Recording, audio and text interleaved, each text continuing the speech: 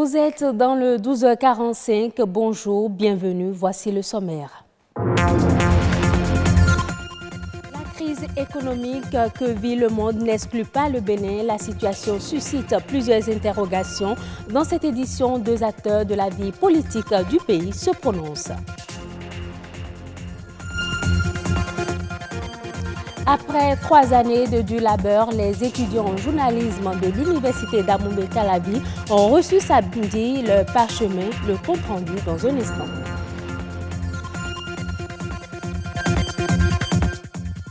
Un nouvel ouvrage dans les rayons littéraires depuis samedi, La force de la persévérance, c'est le titre. Son auteur, l'ancien ministre Alain-François Adio.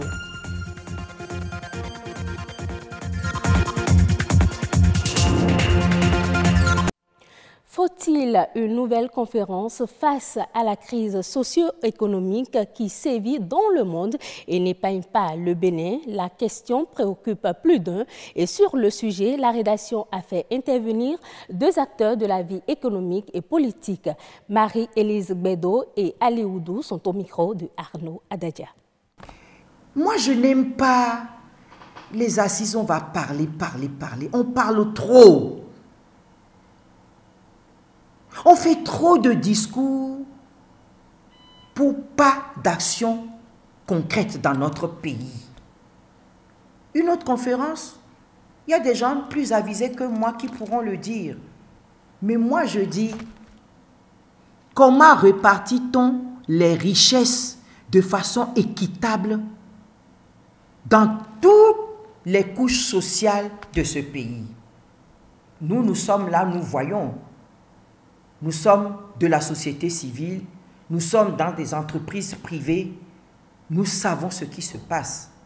Nous savons les plaintes que nous recevons. Il faut aider parce que les gens n'ont même pas les moyens de payer les médecins.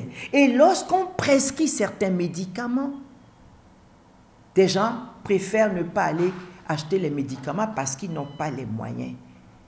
Et c'est pareil lorsqu'ils viennent dans un cabinet d'avocats, qu'ils ont des problèmes et qu'on leur fixe, on les informe sur les frais à payer. On préfère dire, bon, ok, je ne peux pas payer, c'est pas grave. Ce n'est pas normal. La conférence nationale a donné plus d'espoir pour voir notre pays se développer. Donc, moi, ce que je dis, pour conclure, il y a des fondamentaux qu'on ne doit pas abandonner et qu'on ne doit pas fouler aux pieds. Ce qu'on a eu de la conférence nationale, c'est la discussion. La discussion pour arriver à un consensus. Ce n'est pas un désir.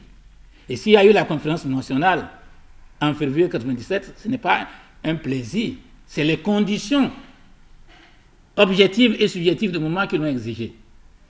Et quiconque est simplement censé, je ne dis pas politiquement qu'on appelle au point, c'est qu'aujourd'hui les conditions historiques exigent, quel que soit le nom qu'on lui donne, des assises nationales. Pour non seulement faire le bilan de ce que nous avons fait, des acquis de la Conférence nationale, mais pour constituer de nouveaux fondamentaux pour un nouveau départ. Et lorsqu'on a parlé de nouveau départ, d'un quinquennat unique, je me suis retrouvé qu'on appelle dans le testament du président Bato Kérékou, qu'il a signé le 1er février 2013, pour dire qu'il faut des assises nationales pour pouvoir penser à un quinquennat de transition. Quinquennat de transition au sein qu'on appelle lequel tous les fils de ce pays seront mobilisés pour faire le bilan et pour asseoir les bases à la fois qu'on appelle politiques, économiques et socio-culturelles d'un nouveau départ. Je croyais que c'était un rêve partagé. Malheureusement, mon rêve devient de plus en plus un rêve qui s'efface. Et au lieu de se rassembler, on se divise. Or, pour faire face aux enjeux économiques actuels, au chômage endémique actuel de la jeunesse, c'est un sursaut patriotique autour des intérêts supérieurs de la nation. Sans cette phase-là, on ne peut asseoir aucune prospérité économique. Nous sommes donc dans le besoin, dans l'urgence de cette assise, quel que soit le nom qu'on lui donne. Ça leur importe peu. Il s'agit seulement de créer un nouveau consensus et d'adopter ce qu'on appelle de nouveaux fondamentaux, tant pour la gouvernance politique, tant pour la gouvernance économique, que pour qu'on appelle la gestion qu'on appelle des besoins sociaux de notre pays. Une vingtaine d'étudiants en fin de formation à l'école de journalisme de l'Université d'Abomey-Calavi ont reçu samedi dernier le parchemin. De nouveaux diplômés de l'École nationale des sciences et techniques de l'information et de la communication sont ainsi mis sur le marché de l'emploi. On retrouve Anno Adadia pour le compte-rendu de la cérémonie. Ces étudiants viennent de concrétiser leurs longues années de rêve. En initiant une école de journalisme au Bénin, l'État a voulu avoir des journalistes reporters d'images capables de s'adapter aux exigences modernes. À son actif, voici la première promotion de l'UAC que l'ANSTIC est en train de libérer, laquelle promotion est encore la troisième si on se réfère au total de promotions libérées par cet établissement depuis Savalou. Sauf que le cheminement reste toujours difficile. Déjà à Savalou, loin de la majorité des organes de presse, il n'y avait que 2 ou 3 organes de presse qui pouvaient desservir tout un ensemble d'étudiants, une centaine d'étudiants. Voilà, donc le manque de matériel nous a beaucoup frappé. Au niveau des étudiants, il y avait des pénuries d'eau, les coupures de courant, le manque de soutien des parents ou certaines personnes. On a eu beaucoup de difficultés. Et après pratiquement 4 ans de formation, nous voici à la fin. Les lauréats, une fois le sésame en main, ne cachent pas leur joie. On n'a pas eu d'échec durant notre parcours. Maintenant, il y a eu d'autres circonstances qui nous ont amenés à aller au-delà des 3 ans. On ne va plus réécrire l'histoire, on ne va plus revenir sur l'histoire. Ce matin, on est très heureux. Nous sommes aux anges aujourd'hui de recevoir ces parchemins-là qui vont nous servir de passerelle tout simplement pour nous retrouver sur le chemin de l'emploi. Toutefois, ils ne perdent pas de vue les vérités de l'emploi qui les attendent sur le terrain. Il faut que quelqu'un vous tende la perche avant que vous ne vous insériez dans ce métier. Donc on exhorte tout simplement les responsables d'organes, on exhorte tout simplement nos aînés à nous accueillir, à nous montrer un peu les voies, parce qu'une réalité, c'est la vie théorique à l'école, mais l'autre, c'est sur la voie de la pratique, on rencontre ces difficultés. Donc j'espère qu'on sera en symbiose avec ces aînés-là afin d'imprimer notre marque dans la vie professionnelle. À l'intérieur de l'amphi Eti Salat, vice-recteur, doyen de faculté, responsable de l'administration, corps professoral, étudiants et parents ont eu droit à 3 productions audiovisuelles de haute facture.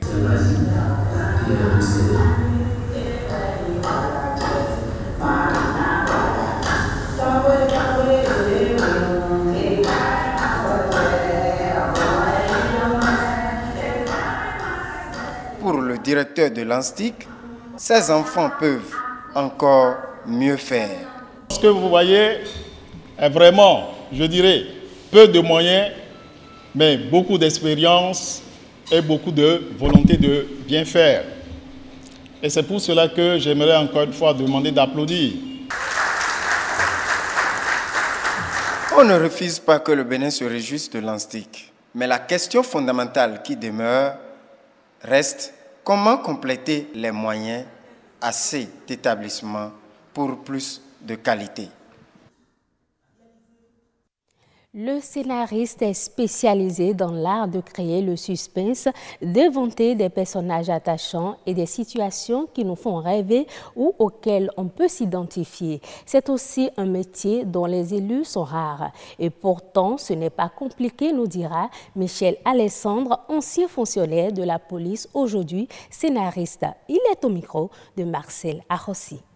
C'est pas très compliqué. Après, c'est beaucoup d'heures de travail, c'est beaucoup de temps passé à son bureau, c'est beaucoup de temps passé dehors, faire de la documentation, parler avec les gens. C'est un travail de longue haleine, mais c'est pas compliqué. Il faut juste comprendre la dramaturgie, mais ça, vous avez la chance de venir à une masterclass. Soit vous achetez il y a 1 ou 2 livres très bons, mais ça suffit. Et après, il vous suffit d'un bloc et d'un stylo. Pour 1 ou 2 euros, vous pouvez commencer à écrire.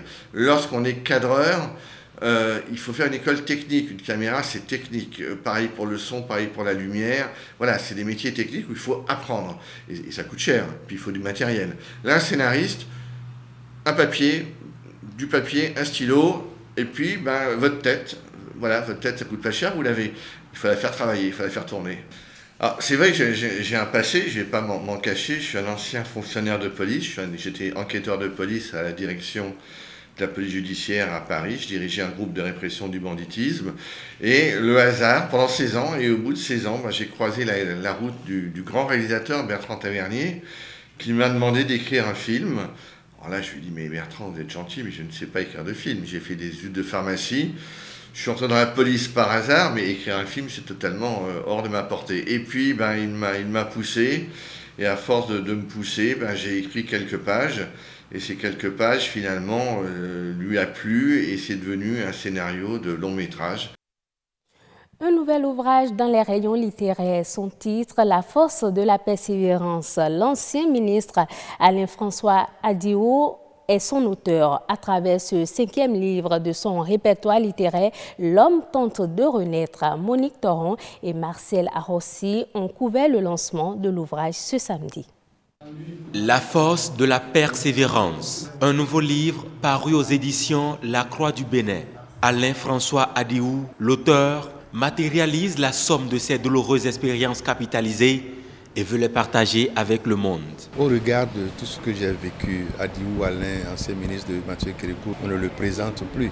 Il est entré dans l'histoire. C'est le premier ministre depuis le renouveau démocratique il y a 28 ans qui a été traité d'une certaine façon, qui est allé en prison, dont on a dit qu'il a détourné des milliards et des milliards. On a bombardé cette fausse information dans le public. L'opinion publique s'en est nourrie, la presse écrite a écrit. Et tout ceci a contribué à déstructurer l'homme.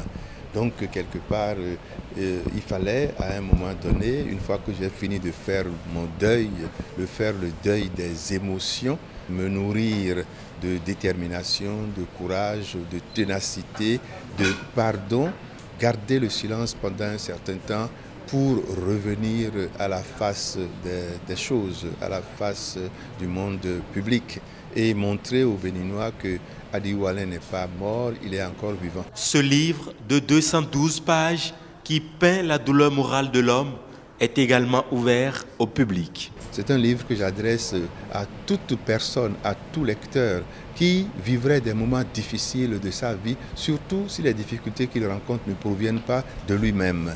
Il faut qu'il s'en sorte. On dit habituellement que la vie est un combat, moi j'ajoute la vie est un jeu de rôle. Donc lorsque on a des difficultés dans la vie, il faut s'en sortir. Comment est-ce qu'on s'aguerrit pour s'en sortir? Voilà ce que j'ai mis dans le livre et je l'ai proposé à tout lecteur pour que ceux qui souffrent ne se complaisent pas dans leur souffrance, pour qu'ils puissent se décider par eux-mêmes, se nourrir de résilience pour sortir de leurs difficultés. D'après Alain-François Adiou, à défaut d'oublier le passé, il faut savoir le dépasser.